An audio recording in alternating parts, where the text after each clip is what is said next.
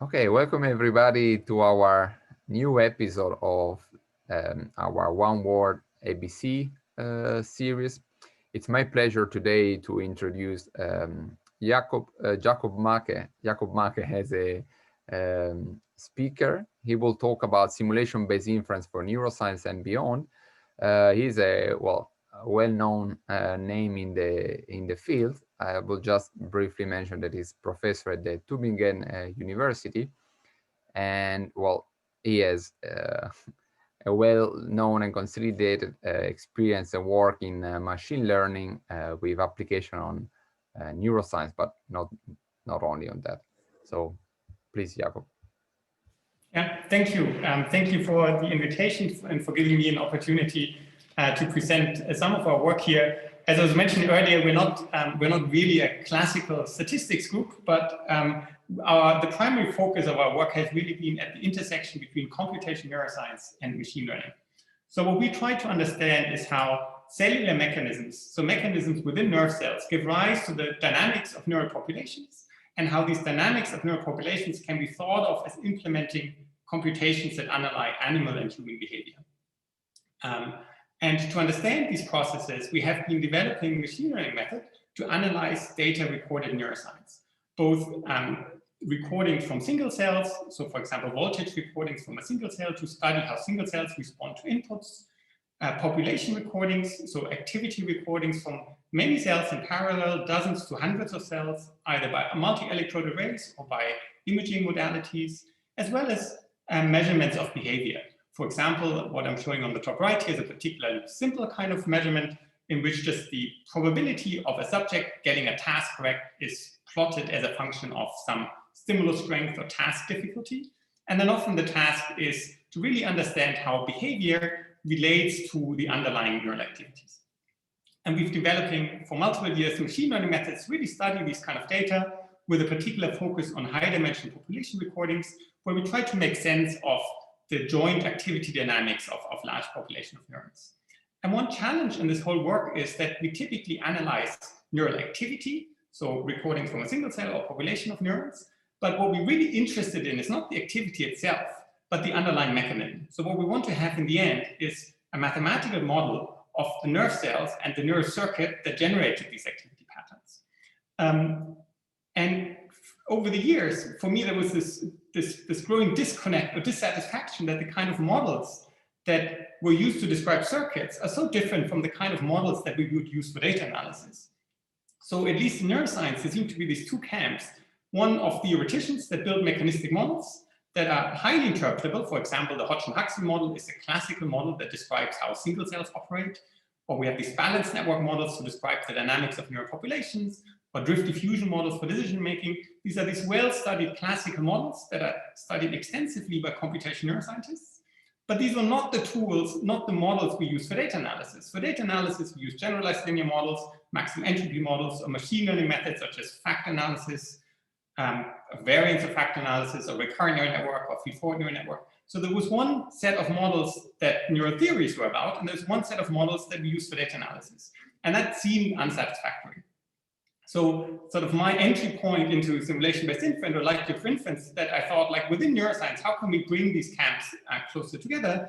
And one way to combine the strength of these approaches, obviously, would be to make these mechanistic models amenable to data analysis. So if we can make it easier to use mechanistic models for data analysis, then this allows us to bring data analysis and models closer together. And that basically has been the main focus of our recent work. So we want to combine the strength of mechanistic models with that of statistical approaches so that we can build better tools for data-driven science, and in particular neuroscience. And obviously, likelihood for inference is a core ingredient of that because it allows us to do Bayesian inference for models for which otherwise this wouldn't be possible. So to complete, what we're interested in is the classical ABC or likelihood for inference setting, and that we're given some measured data that I will refer to XO, which in our case is typically data from neuroscience. We also have a forward model that describes how this data X can be generated given parameters theta, but in line with the classical likelihood for inference setting, we assume that this is a forward model from which we can sample, so we can generate simulated data, but we cannot explicitly evaluate the associated likelihoods P of X given theta. And working in a Bayesian setting, we also have a prior over parameters so a distribution pi of theta that tells us which combinations of parameters are plausible a priori. And then we're interested in Bayesian inference, so we want to find the posterior distribution, that is the set of parameters or the distribution over parameters that are consistent both with our prior as well as with the data under that particular forward model. And we're particularly interested in the full posterior.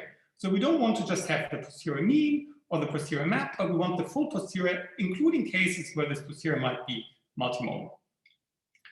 And as the classical Bayes formula tells us, that this posterior distribution, P of theta given observed data XO, is proportional to the product of a likelihood term and a prior term. But the difficulty in our setting comes from the fact that we cannot evaluate this likelihood in closed form. And that's sort of the goal of all ABC or likelihood for inference methods. The particular approach to likelihood inference that we have been pursuing is what we call neural posterior estimation. In the following, I will describe both this approach in general as well as our specific work on this. And the work that's done in our group was primarily carried out by a graduate student, Jan Matthias Lippmann, a postdoc, Pedro Gonçalves, and a former postdoc, David Greenberg, who now has his own group at the Helmholtz Center in Gstaad, where he's developing statistical methods in the context of climate science. And the basic idea of neural posterior estimation is that we learn posteriors from simulated data using density estimators. So in this approach, we would first start off by sampling multiple parameter sets from the prior. And then for each theta that we sampled from the prior, we use our simulator to generate associated simulated data X. And that gives us a data set of pairs theta and X, where each X was generated from the theta, which was generated from the prior. I should note that when I say X, I really mean the data that will go into the analysis. So when we work with summary statistics, I assume that X is already the raw data put through a summary statistic. So when I mean X, it will typically be some set of summary statistics that will then be processed further. So to go back to where I just was, we have this paired data set of parameters theta and data X generated from it. And then we feed this data into a density estimator. So we train a machine learning method using supervised learning that takes as input simulated data X and outputs the parameters theta. So this is a conditional density estimator. Given input X, it will return a distribution over the thetas that could have generated it. So if this was just kind of classical classification or regression, for every X, we would get a single prediction theta. In our case, for every input X, we get a distribution over the thetas. And that density estimator or conditional density estimator will also have its own parameters that we will learn through optimization. And these parameters we will refer to as phi. So we generate this simulated data set from the prior, and then we train a density estimator which conditions on the simulated data and outputs thetas. Once this density estimator has been trained on simulated data, at that point we can feed in the real data. So the empirical data XO will then be fed into this density estimator, and we'll get a distribution over parameters theta associated with that data point X. And it turns out that if you do everything correctly, that distribution will then be an approximation of the posterior distribution that we're interested in. So this process, which one can refer to as neural posterior estimation, starts off simulated on prior and ends up giving us a posterior distribution. That process in itself works, but it's inefficient in an obvious way, namely that we might end up generating many theta and X simulations that really have nothing to do with the real data, because they correspond to regions of the prior that will have negligible posterior contribution. So one way to make this more efficient is to close the loop. And once we have an initial estimate of the posterior distribution, use this to adaptively generate simulations that are more informative about the posterior that we want. And I will talk about different ways to do this, to close this loop adaptively. This whole process we call sequential neural posterior estimation, because across multiple rounds of simulation, we use density estimators. In particular, we will be using neural networks as density estimators, and we'll talk about this to estimate posteriors, and that abbreviates to SNAPE. I should be very clear that this is not an approach that we came up with. In fact, the basic idea embedded in this is really can be kind of traced back to regression adjustment approaches, which also train a regression model or density estimation model on simulated data to learn a simple distribution in that case over thetas. But there's also a paper from Bloom and Frassard from 2010, which really takes on this approach quite explicitly using neural networks. So that's, I think, in some ways, is the origin, in my view, of these density, of these posterior estimation techniques. In its modern form, it was really precisely defined and popularized by a paper by George Papadakis and Ian Murray in Europe 2016, who really described this process end-to-end using density estimators based on neural networks that really go beyond just a single Gaussian distribution and can also capture more complicated shapes. What we have done in the last couple of years is both build variants building on top of that technique. We've applied them extensively to problems in neuroscience, and we've also built tools for benchmarking these approaches relative to other approaches for simulation-based inference. And finally, we have built a toolbox which hopefully makes it easy to apply these techniques without having to code up all the internal workings from scratch. Okay, I will now talk a little bit more detail about how the different parts of this process work. Okay, so first let's look at the simple setting where we just simulate from the prior. So we ignore this closing of the loop and just simulate from the prior. In that case, it's actually relatively straightforward that this approach works. In fact, that has been known for a while.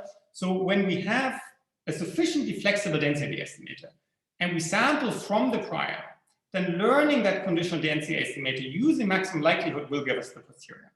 So if our samples theta come from the prior, then maximizing the log probability of the theta i's given the xi's results in a density estimator that, that will approximate the true posterior distribution. And that is under the assumption that the true posterior distribution is in the family of distributions that can be approximated by this density estimator. And that tells us that there's a crucial ingredient for this to work, and that we need very flexible density estimators that can be trained efficiently, at least in simulated data. And for that purpose, we use a class of density estimators that's called normalizing flows. And they're kind of a popular class of density estimators has really become popular and usable in the last couple of years. And the basic idea of normalizing flows is the following. We here want to assume that that this is our true posterior distribution. So let's say we want to capture this posterior distribution over two-dimensional theta. And let's remember that this is x that we condition on. In our case, this x will be some voltage trace or some summary statistics we got extracted from voltage trace, but we want to have a conditional distribution that's parameterized by this x. Obviously, the simplest kind of distributions are Gaussians, so everything would be easy if we're only interested in Gaussian distributions. And the trick of normalizing flows is to say we start off with a Gaussian distribution, and then we push that through a bijective mapping to give us more complicated distribution. And these bijective mappings are parameterized by neural network. So we start off by having a Gaussian and by having some conditioning x that we condition on, and then we will define a bijective transform between u and theta, and that bijective transform is basically modulated by x. So for every x that we plug in, we will get a different bijection, but we will always get a bijection between the u space and the theta space. And if we do this in particular in a multi-layer neural network, then we can do this in a manner that allows us to, across multiple layers of this neural network, learn quite complicated shapes. Okay? And that's basically the basic idea of normalizing flows. There's an obvious difficulty in that, and namely, for us to be able to evaluate densities in output space, we have not only to have an invertible mapping, but we have also to have an invertible mapping for which the change of variables can be efficiently computed. And if this is a high-dimensional space, this would be very, very cumbersome. So basically, much of the work in normalizing flows is to come up with parameterization of neural networks for which the associated Jacobians can be evaluated efficiently. We didn't invent any of these normalizing flows. They're just very useful for our work. And I recommend reading a summary paper, or there's an excellent overview paper by George Papadakis and colleagues that has been on the archive earlier, but it has now been published in JMLR, and that basically describes a large class of normalizing flows. But I should also say that there's basically new normalizing flows coming out every week. So this is a very active area of research that which is very useful for us, because they get more and more powerful every week almost. Okay, so now let's return to the more challenging setting, where now we assume that the parameters are not sampled from the prior, but that they're sampled from some proposal prior, which could be the current estimate of the posterior, but which could really be any distribution. So when the samples don't come from the prior, then learning a density estimator will not give us the posterior, but it will give us a density estimator that's off, and intuitively and it's mathematically it's off by the ratio of the proposal prior to the actual prior. So when we train this density estimator using maximum likelihood, will be off by this constant, well, not constant, but by this importance ratio. And the original proposal by George Makaris and Remark in their NeurIPS paper was to say, well, let's start off just learning the wrong posterior. And once we're done learning, we just divide by this ratio and then we're done, okay? And that can work very well. It has two potential difficulties. And one is that if we divide by a ratio, that there's places where this ratio can be very small, so we might get kind of really bad values in some cases, and this might even be unstable. And for this division to be carried out efficiently, this can be most easily done when we work with Gaussian distributions, because then we can easily carry out these divisions. If we work with more general density estimators, then this can be tricky to do. So at least the way they formalized it was restricted to using Gaussian proposals.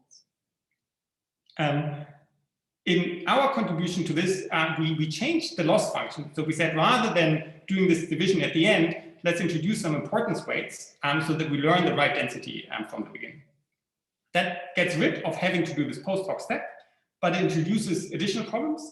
And namely, the importance weights reduce the effective sample size, and this can result in cases where we basically gain nothing by using the proposal prior, because it's counteracted by the importance weights. There's something that we call calibration kernels, which can help. So when we look at the loss function, it turns out that we can reject or softly reject data as a function of x, and that can kind of improve the effective sample size. But nevertheless, this was still something that was always not completely satisfactory.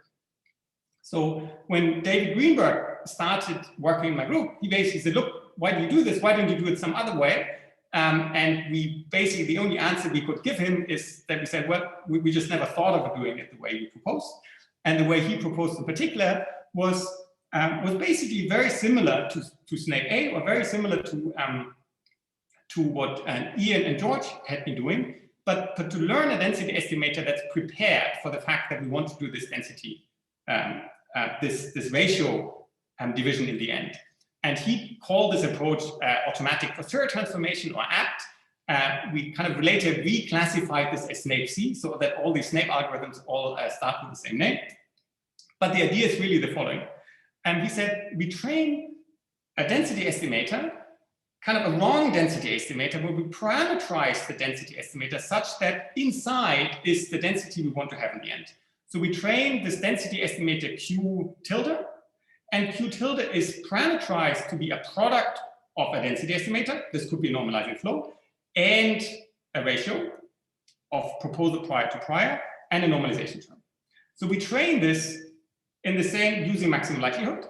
And in the end, we throw out everything but this density estimator here inside, and then this is, and that will directly give us the posterior distribution we want to have. So in spirit, it's really the same thing that that Ian and George did, but we prepared for the division we want to do in the end.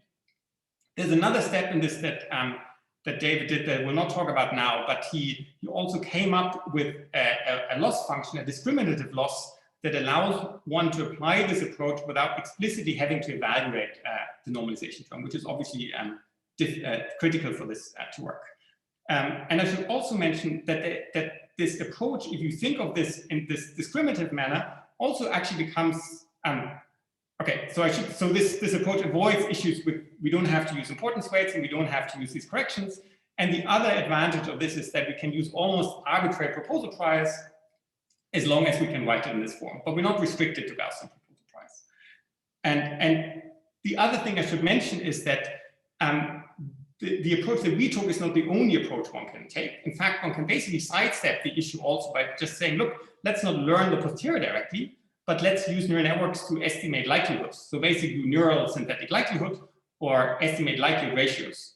So the alternative approaches to using normalizing flows for simulation-based inference that really sidestep this issue that you get in posterior estimation.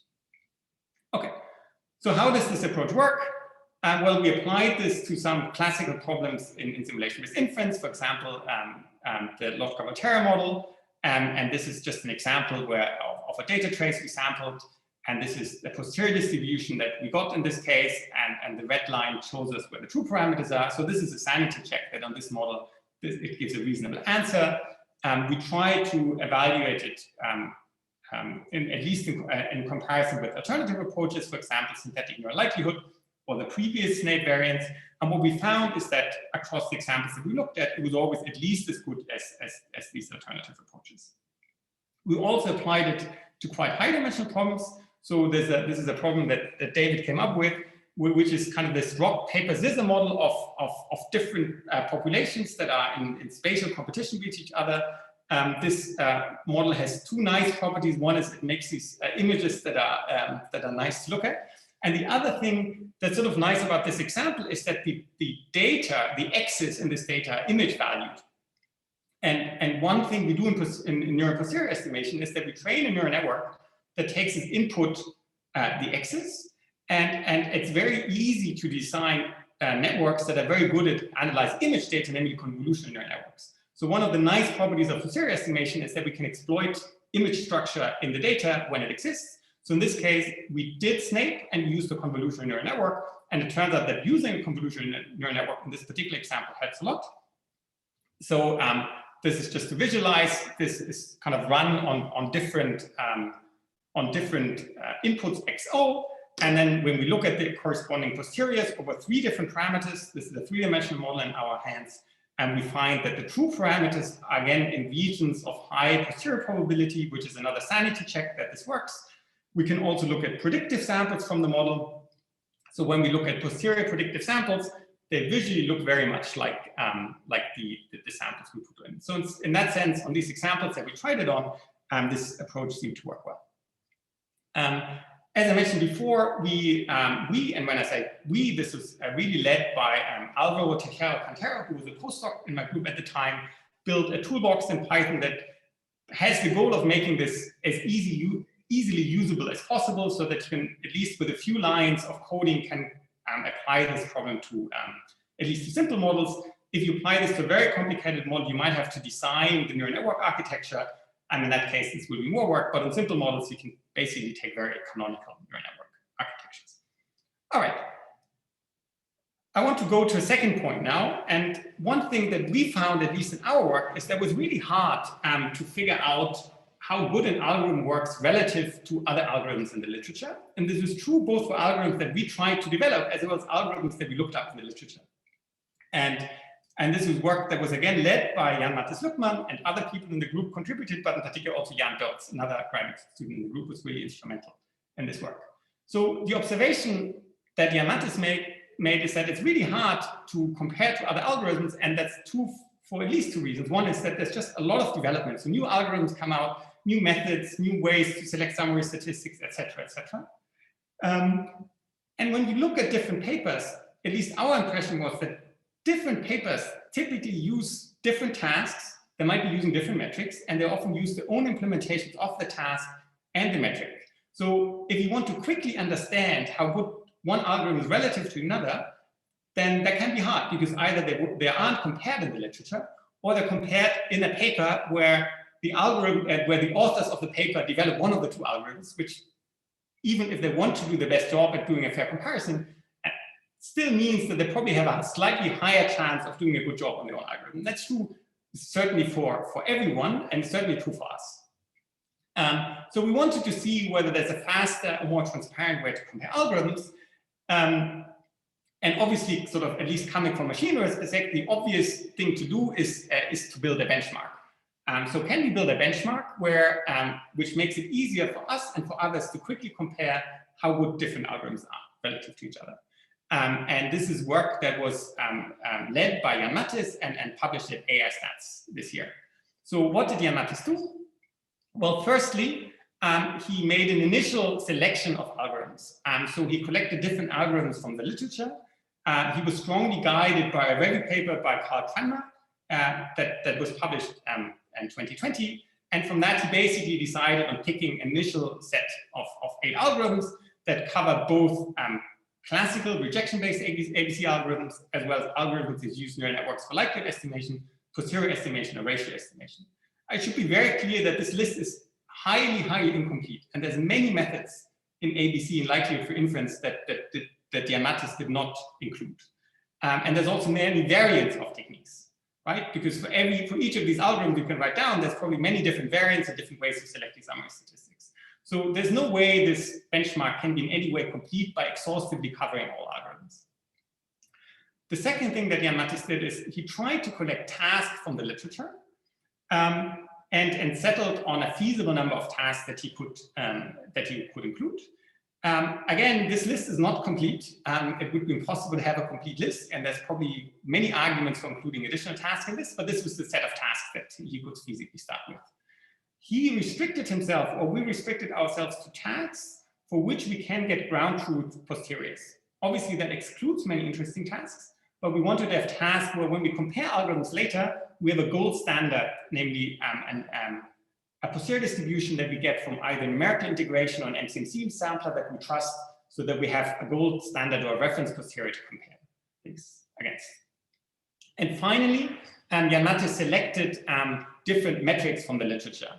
One metric, and these metrics are then used to evaluate the proximity between the reference posterior that we get from MCMC sampling using likelihoods, for example, and in this case, for example, neural likelihood estimation, but for any algorithms we might want to compare to. In the literature, in particular on problems for which we don't have the full posterior, models are often evaluated by looking at the probability of the true parameters under the estimated posterior, or by doing posterior predictive checks, or by just looking at the mean squared error between the parameters you put in and the mean you get out. So all of these are kind of good proxies, but it's easy to construct cases where you can have a bad posterior estimate that scores highly under these metrics. So we focused on metrics that try to quantify the similarity between two full distributions, and there's different ones that Jan Matthijs and Jan and others implemented. In the end, we found that for practical purpose, a classifier two-sample test for us was easiest to work with. What's the basic idea of a classifier two-sample test? Well, we have these two distributions we want to compare. We train a classifier that tries to distinguish samples from these two groups, and then we just look at the probability that such a classifier can correctly identify where samples come from. So if the two distributions are perfectly overlapping, this classifier would be a chance, so the success would be at 50%. If the classifier works perfectly, so the distributions are sufficiently dissimilar, then this classifier would have a probability of correct of 100%. Okay, and Jan Matthijs put all these different ingredients into a benchmark data set, and in fact a website. So he made this website where you can basically try out different tasks and different implemented algorithms. And it's also built in a way that it's hopefully easy to contribute additional algorithms. Because as I mentioned before, many algorithms will be missing. And the only way to remedy this is if the community contributes algorithms, because likely they're also better at coding up in these algorithms than we would be if we tried to do this. Okay, so this benchmark in some ways will really only be useful if the community accepts it. But even from the initial set that we included, we think we have learned a few things. So one thing that was arguably surprising to me is that when we looked at very simple, relatively simple low-dimensional problems, then the different methods that we tried out gave us C2ST scores that were not at 0.5, even for quite sizable simulation budgets. And I've accidentally cut off the y-axis here, but this goes up to 10, 100,000, and 1 million samples. And a 0.5 would mean that this perfect match between the true posterior and the one obtained by the method. And without going into the details of what the different methods are, we see that for many of these tasks, and these are quite low-dimensional tasks, they're like, many of these are quite some way away from 0.5. So even for these relatively simple problems, it seems that these kind of not solved problems. We cannot rule out the fact that we're simply not good enough to code up these methods and choose the right parameters for that to work. But that in itself would also be a problem, right? If a user trying to do this isn't able to do this satisfactorily. So I, for myself, was actually surprised how hard it was to get kind of very high or very low numbers in this case. The second thing we observe is that sequential estimation helps. So for the neural posterior estimation that I described earlier, we do these multiple rounds of sampling. And basically for most algorithms, including for rejection ABC algorithms, one can think of them having a sequential variant or a single round variant. And for all the neural density estimation approaches, we got some considerable gains by using these sequential methods over the single round measurements. Obviously, there's a price to pay. And namely for these sequential methods, you really optimize your algorithm for one particular XO. Whereas if you use a single round method, you're sampling from the prior, and you get an algorithm that would later also work for any data that comes from your prior, or that's covered by the range of the prior. So this aspect of amortization that we can quickly apply an algorithm to new data sets is something that's lost in these sequential variants. Okay, and the third thing we observed is that which algorithm worked best on different data sets really depended on the data set or on the tasks. So for different tasks, different algorithms work well. Again, you could argue this is not surprising because there is knowledge in the field about what methods would work well. But if someone came from the outside and just wanted to use an algorithm on a given task, I think it could be hard for a user to really figure out what algorithm to use on what tasks. And so it would be desirable if there were guidelines or automated methods for picking out algorithms for certain tasks. And at least in my view, there's still a considerable bit of hand tuning and selecting algorithms to make an algorithm, to find an algorithm for a particular task. Okay. And as I mentioned before, these are kind of our initial learnings from this, but it's important to remember that every benchmark has limitations. Some of these limitations are of a fundamental nature. In part, a benchmark always gives us one snapshot on how well an algorithm works on a particular task, but we can never prove or generalize that the findings on these tasks will translate to a task that someone might be interested in practice. The second limitation of these benchmarks is that one can easily cheat or overfit on benchmarks. So if our goal was just to get the best performance on a benchmark, then this would likely result in algorithms that are not very robust. So I think benchmarks are a possible tool to evaluate algorithms, but they can only be one of multiple tools. But beyond these general limitations, as I said before, we did not implement all algorithms, and we did not include all publicly available implementation of algorithms. So there's certainly a lot of work to be done to do that. And we also only included a limited number of tasks, in particular the tasks we have so far are relatively low dimensional. And as I said before, I think this benchmark will be useful if other groups contribute their algorithms and their tasks to it, so that it can really work as a tool to look at different algorithms from different perspectives with the caveats that I mentioned before. And the way the code is set up and the website is set up is really to maximize or to make it possible for people to make these contributions. All right. The third topic that I could talk about is really the kind of neuroscience problems and imaging problems that we apply this to. And I will not do that now for two reasons. The first one is that I don't have much time left. And the second reason is that it's also possible to hear about this work in other places.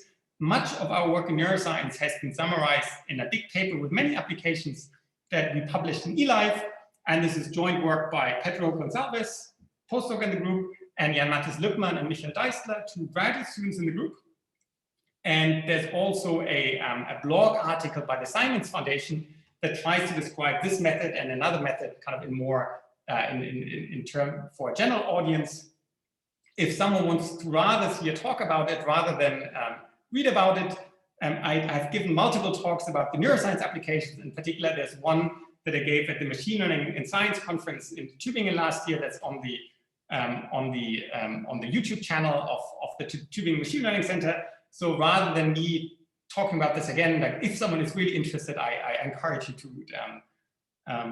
to look at that talk and skip the first 10 minutes where I describe the methods and then really look at the applications. What I do want to do, though, is just to spend a few minutes to kind of give you a teaser for the kind of application that we're interested in neuroscience or that we worked on in neuroscience. So one question that we've been interested in is modeling the stomatogastric ganglion of the lobster. So this is a very famous circuit in neuroscience, consisting of 3 populations of neuroscience. And it's famous for multiple reasons. Firstly, it's famous because these animals, they can work in different body temperatures. So it's a circuit that even if the temperature of the system changes, the overall rhythm that the circuit generates, this is a famous caloric rhythm, is still relatively conserved in its qualitative properties. And the second reason why it's famous is because there has been a very famous paper by Astrid Prinz and Yves Marder from 2004 that showed that the circuit can generate the same activity patterns from very, very different underlying neural networks. So we can have different neural circuits or different neural circuit parameters that give us the same caloric rhythm. And if you think of this from an inference perspective, that's a challenging inference task because the same data could be generated by very different networks. So we wanted to study the landscape, the geometry of these parameter landscapes. And we did this by setting up a very big mechanistic model, in this case using 40 parameters. And obviously, it's unlikely that our 40-dimensional full posterior distribution is correct in all its details.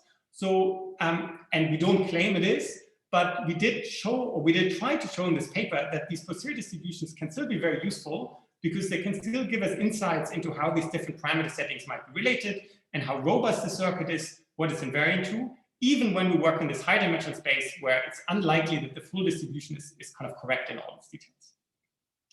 The second thing that application that we've worked on is by providing a tool for estimating the models of ion channels. And particularly Tim Vogels's group, who was in Oxford at the time, is now in Vienna. They built this website where someone can upload recordings of voltage channels. And what they want to do is then record and then return a model that can describe that data. And that's obviously a case where you don't want to run like a full simulation pipeline once someone has uploaded the data. And that's a case where this amortized inference property, so that we can do the simulations in front and then only store the neural network, can be very useful. A third application that we worked on that really steps a little bit away from this classical inference setting is by using this as a tool for computational imaging.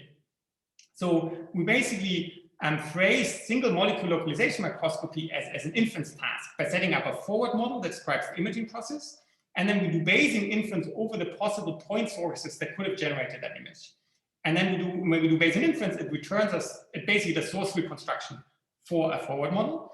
And when we applied this general approach to single molecule localization microscopy, it gave us algorithms that worked well or even better than classically commonly used algorithms in this field. And this is a work that's currently being written up and worked on by Arthur Speiser, a graduate student in the group in collaboration with groups of Srinivas Raga and Janelia and Jonas Ries in Heidelberg. With that, I'm at the end of my talk. I want to thank all the my group members that have worked on these various aspects. I also just want to highlight another graduate student, Punima Ramesh, who is also working on simulation-based inference, and she's working on connecting general adversarial networks with simulation-based inference. And I thought about including her results also in the talk, but I think I would ask you to stay tuned because I think there's some great work that's going to be coming out by her soon. So with that, I want to thank all my group members, the various funding sources, in particular the cluster, the Excellence Cluster Machine Learning and Science at Tübingen University that are funding our work. And I want to thank you all for your attention. Thank you very much.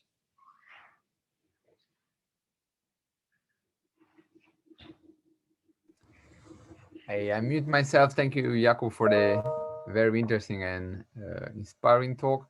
I will start asking whether there is any question or comment from the audience. Just feel free to raise your hand virtually or physically. And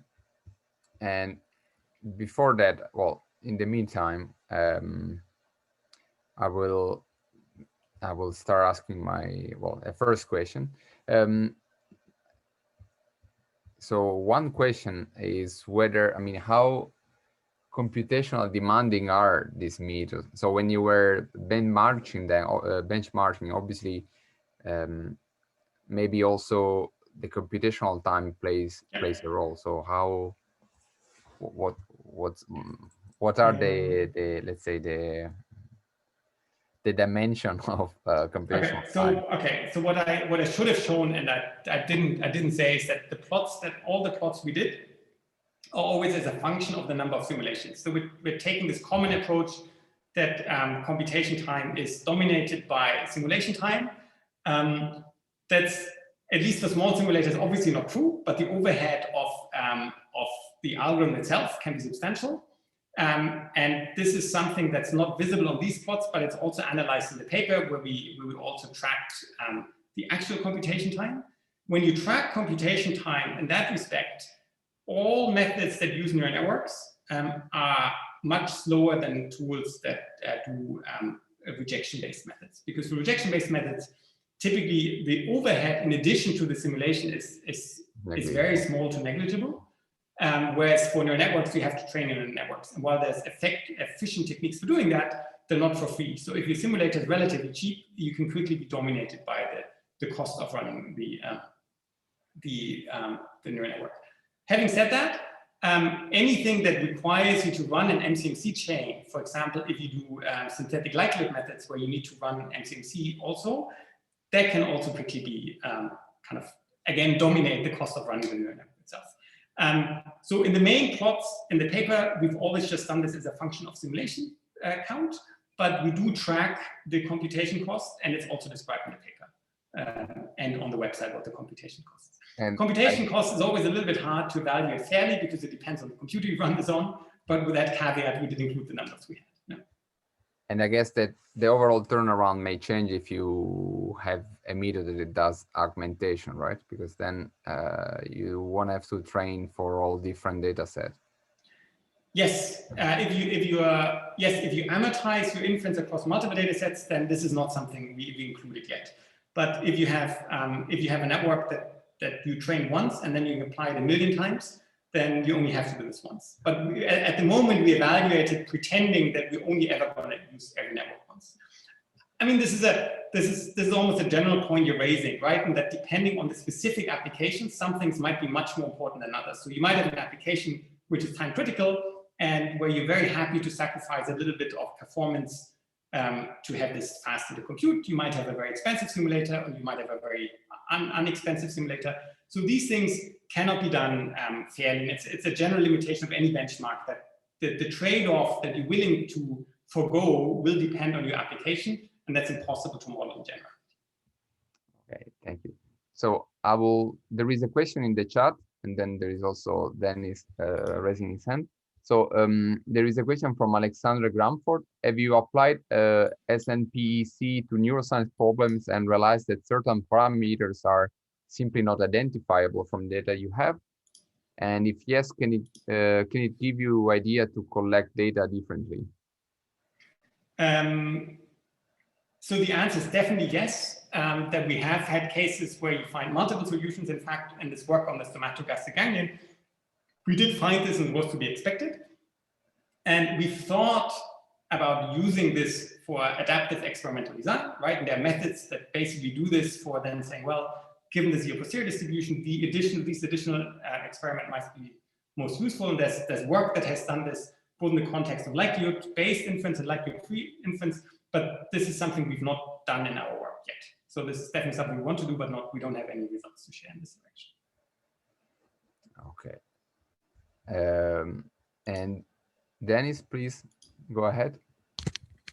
Hi, that's a great talk, thank you. So I wanted to ask if you had any thoughts on model misspecification, where your mechanistic model doesn't match the real data generating process. Do you think, well, there's lots of questions you could think about here, but do you think that neural posterior estimation methods are more or less robust than ABC to model misspecification? And is there anything that maybe you can change your methods to improve the robustness? Okay, so we know they're less robust to model misspecification than ABC. We have one student that's directly working on trying to make them robust by effectively extending, augmenting the model to ensure it's well specified. So this is an issue that we're aware of, an issue we see in neuroscience that's very commonly hit in neuroscience, because the model in neuroscience, the models are never a perfect description of reality. So it's a problem we're aware of, and a problem we're trying to come up with solutions, but a problem where we don't have any solutions yet that I could talk about. Yeah, but it's definitely a very important it's a very important topic. And it's one of those topics that's completely not covered by the benchmark, right? So the moment the benchmark is on just on well-specified models. So this is an aspect that's completely not captured by the benchmark at the moment. Okay, fantastic. Thank you.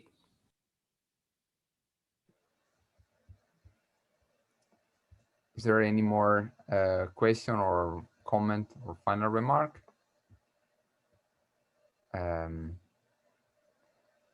Okay, so if not, let's thank Jakub again. I will clap physically, and you are welcome to post your comments on the chat. Thank you all for being tuned, and we will see each other. It should be, I'm quite sure that it is May 27.